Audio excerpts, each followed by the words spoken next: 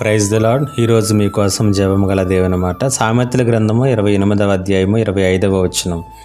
యెహోవా యందు నమ్మకముంచువాడు వర్ధిల్లును. ఈ మాటను గురించి మనం ఆలోచన చేద్దాం. ఈ లోకంలో దేవుణ్ణి నమ్ముకోవటంలో, దేవుని మీద ఆనుకోవటంలో, దేవుని మీద ఆధారపడటంలో మనకు ఉన్నటువంటి గొప్ప మేలును గురించి జ్ఞానైనటువంటి సొలొమోను తెలియచేస్తున్నాడు.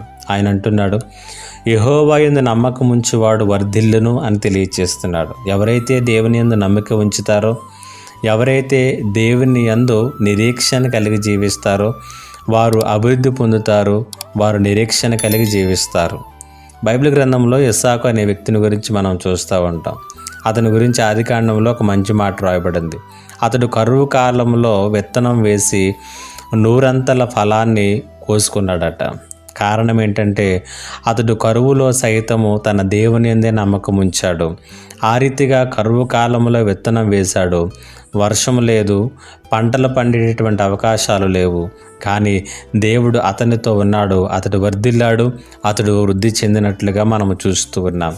కాబట్టి దేవుని మీద ఆనుకున్నటువంటి వారికి వాతావరణముతోనూ, పరిస్థితులతోనూ, స్థితిగతులతోనూ వారి యొక్క జీవితములలో అభివృద్ధి అనేటువంటిది ఎప్పటికీ కూడా ముడిపడి ఉండదు. ఏ పరిస్థితుల్లోనైనా ఫలించగలిగినటువంటి సత్తువ, సారాన్ని వారు సొంతం చేసుకుంటారు. ఆ రీతిగా నీ జీవితము కూడా ఈ మాటల చేత దేవుడు మార్చునుగాక.